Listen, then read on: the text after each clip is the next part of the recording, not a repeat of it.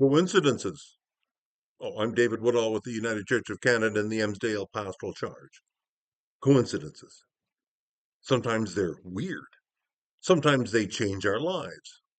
Sometimes people say, it didn't just happen. There must be a reason.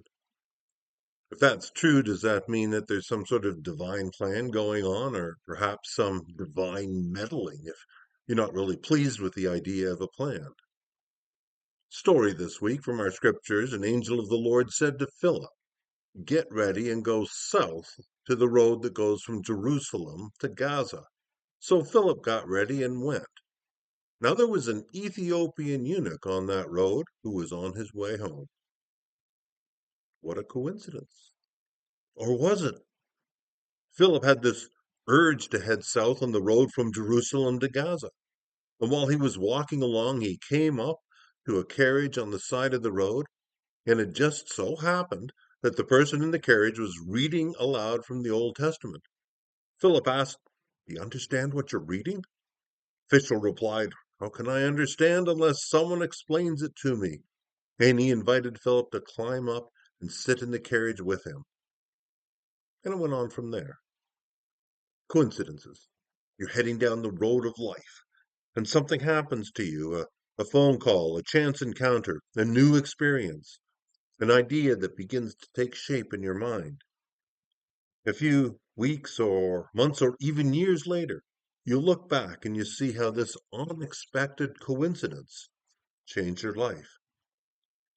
The founding of the Ethiopian Church, one of the oldest branches of the Christian faith, stems from this chance encounter between Philip and the court official from Ethiopia. I was 15 years old, working reluctantly at gardening in our backyard.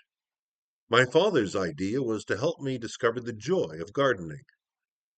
And then a phone call came. Someone I didn't know asked if I would like to work for a week as a counselor at a summer camp near me. That week became 10 years, and then the rest of my life. I never did get that gardening thing down. Strange things happen to us in our lives. Coincidences, unexpected events, stuff. The reality of these strange occurrences, and I believe they happen to all of us. The reality of these occurrences leads me to think that chance encounters and coincidences are not always so much chance after all. Now, I doubt that Philip was given a written or verbal assignment to walk down that desert road on that day at that hour. I suspect that he simply felt that on that day, that was the road he was going to go on. And now it was the time to go.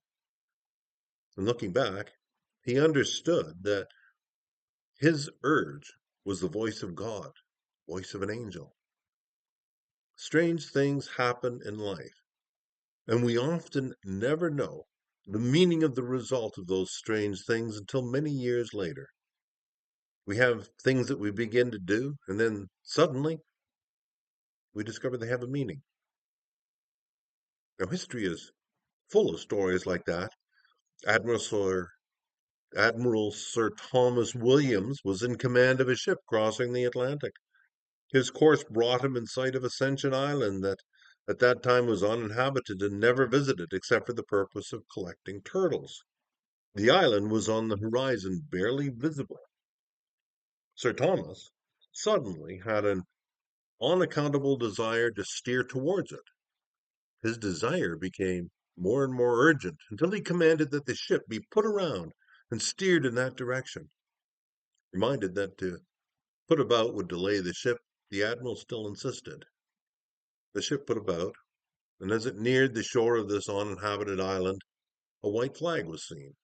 16 men had been shipwrecked days before. Suffering hunger and without hope, they had raised a signal flag and a prayer. Barnabas Shaw was forbidden to preach in Cape Town. He decided not to leave Africa, though. He bought a yoke of oxen, loaded up a wagon, and he and his wife ventured into the interior of Africa, resolving to settle wherever he was welcome. They traveled inland for 300 miles, and one night, while they were camping, they discovered a band of people camping nearby. In conversation with the leader, Shaw learned that they were on their way to Cape Town to find a preacher. Coincidence? Unexpected encounters? There are many stories. I watched the movie Apollo 13 recently. One of the original astronauts that was designated to go on that trip took ill, and so he was replaced by the second person. Now, the astronaut that was left behind became key to the survival of the Apollo 13 astronauts. Coincidence? Unexpected encounters? Strange illness? Many stories. There's an urge, a drive, a decision, something urging us on, some compulsion which drives us.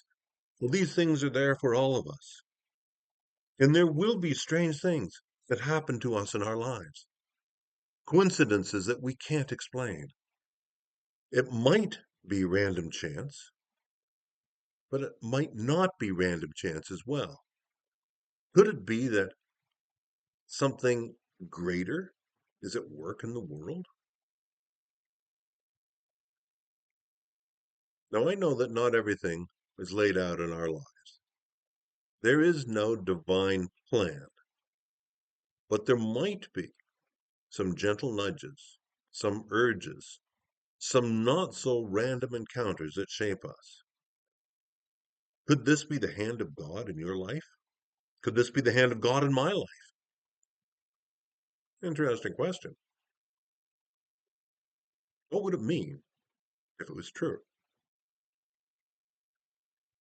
Would these odd things that happen confirm for us the rest of our life is in God's hands? Would these odd things mean that we're really not alone? That we could live with some level of confidence and embrace the opportunities that come because the creator of the world gently nudges us and walks beside us and gives us encouragement to shape our lives. Be sensitive to the things that lie within, to the coincidences that affect our lives. Be open to the possibilities. Love life. Love God. Love your neighbors. A good foundation to create the opportunity for opportunities. You see, there's something going on. We do not know what lies ahead, but we do know about today. And we have all heard that quiet voice, had that unexpected encounter, felt that urge, that nudge that speaks to us inside of our hearts and our minds. Coincidences, unexpected encounters, nudges, an urge, a drive, a decision, something is urging us on, some compulsion which drives us. And we don't know how the decisions we make today will affect our tomorrows, but we do know that they will affect our tomorrows. So just be open to the possibility. And when we approach life with openness, we discover some amazing things. There is an adventure in living. There is meaning in our lives. There is a confidence that the creator of the world walks with you and walks with me. And so we can seize the opportunities that come our way. It is so healthy to be so open. So laugh often, think deeply, speak gently, be kind. We don't know what lies ahead, but we do know that God goes with us into the dark and mysterious days of the future. And when God is with us, we are not afraid. I came across this reading I wanted to share with you. It goes like this: just for today, I will try to live through this day only, not to tackle my whole life's problems all at once. I can do things for 24 hours that would appall me if I had to keep them up for a lifetime. Just for today, I will be happy. This assumes what Abraham Lincoln said is true, that most folks are about as happy as they make up their minds to be. Happiness is from within. It's not a matter of externals. Just for today, I will try to adapt myself to be present. and not attempt to adjust everything to my own desires. I will take my family, my business, and my licks as they come and fit myself to them. Just for today, I'll take care of my body. I'll exercise it, care for it, nourish it, and not abuse it or neglect it, so that it will be a perfect machine for my bidding.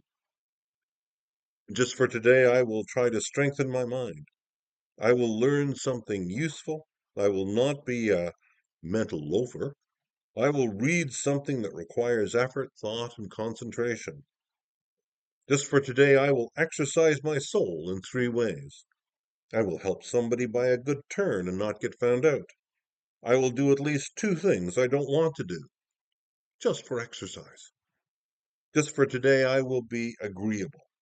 I will appear as well as I can, dress as becomingly as possible, talk low, act courteously, be liberal with praise and criticize not at all, nor find fault with anything, and not try to regulate or improve anyone. Just for today, I will be unafraid.